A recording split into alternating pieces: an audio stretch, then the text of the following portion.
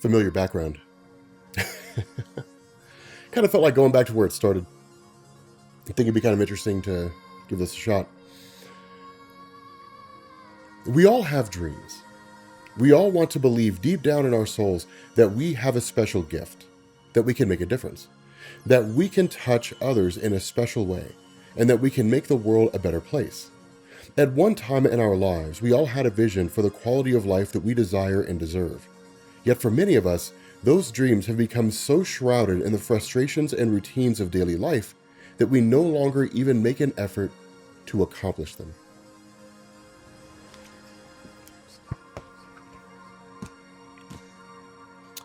This is a book called Awaken the Giant Within by Tony Robbins, one of the most important books I ever read. And I've mentioned that before, how significant that book was to me becoming the person that I am. But it's kind of interesting because when I was younger, I fell right into that category. It was always kind of like this nagging, this feeling in my gut, this idea that I was always meant for greater things. What those greater things were, I didn't know. But I always felt like I was meant for greater things, for better things, than to just dispatch zone temperature alarms or something like that.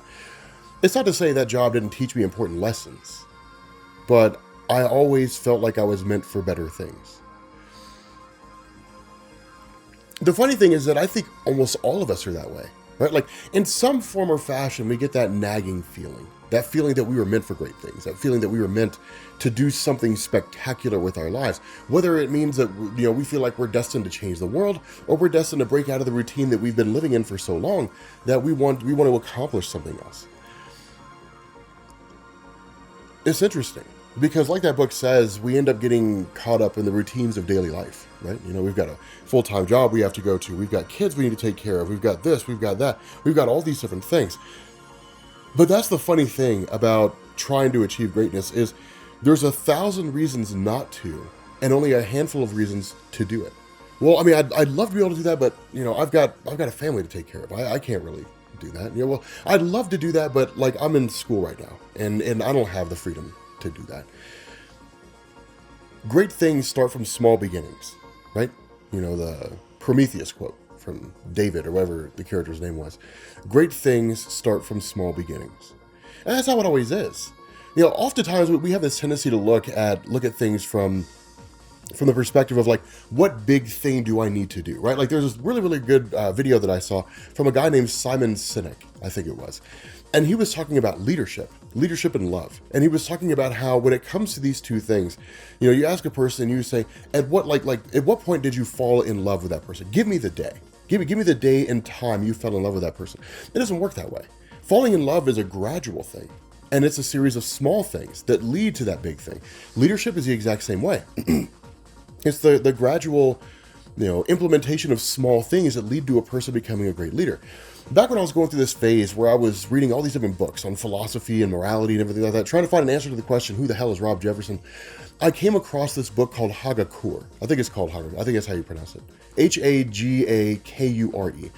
And this is basically a book that was written by Yonemoto Tsunimoto, I think is how you pronounce it. Anyway, the basis behind this book is that it takes the warrior class, the samurai, people who found their calling, people who found their value on the field of battle, and it said, how do they find their value now when there is no war going on? When there is no conflict, no battle to be fought, how do they find honor in that situation? So he started going through and basically kind of implementing these little, philosophies, these little creeds that he'd heard or different things like that. And one of them will always stand out to me. Right? It says, among the maxims on Lord Nagashige's wall, there was this: matters of great importance should be treated lightly. Master Ite commented, matters of small importance should be treated seriously. And for years and years and years, I never understood the significance of that quote. I never understood the importance of that quote. And really it wasn't until recent years that I learned that it's just always the small things. It's always the little things that add up and become big things, And before we know it, we find ourselves in a position where we can't see the forest for the trees, right? We're so caught up in the details that we can't see the bigger picture. We have to scale back sometimes. We have to take a step back and we have to look at the whole situation for what it is and ask the question, how did we get here, right? Again, the example of falling in love. As Simon Sinek said, you can't really pinpoint a time. It was the small things. You get a call in the middle of the night and you listen. You offer words of encouragement and you say, you got this. Small things, you send them flowers, or you send them a card, or you make them something, or something along those lines. The small things are what build up to the big things. And then one day they wake up and they say, wow, I'm in love with this person. I am madly head over heels in love with this person. Because it's always the small things, because they feel like you care. At the end of the day, they feel like you care about them. When no one else seemed to, when no one else did, you care about them. You matter to them. Well, I'm going to leave that part out because I think that Mariah and I need to have our privacy. But the fact remains that it's always the small things that build into the big things. When it comes to this life that we live, guys, it's very easy to get caught up in the details. It's very easy to get caught up in the small things. To look at this small thing here and look at that small thing there and look at that small thing there and look at that small thing there and to say, oh my God, I got to take care of this and this and this and this and this. And it's all just, it's crazy and it's so overwhelming and I can't do anything with it. And it's too crazy. Scale back. Scale back.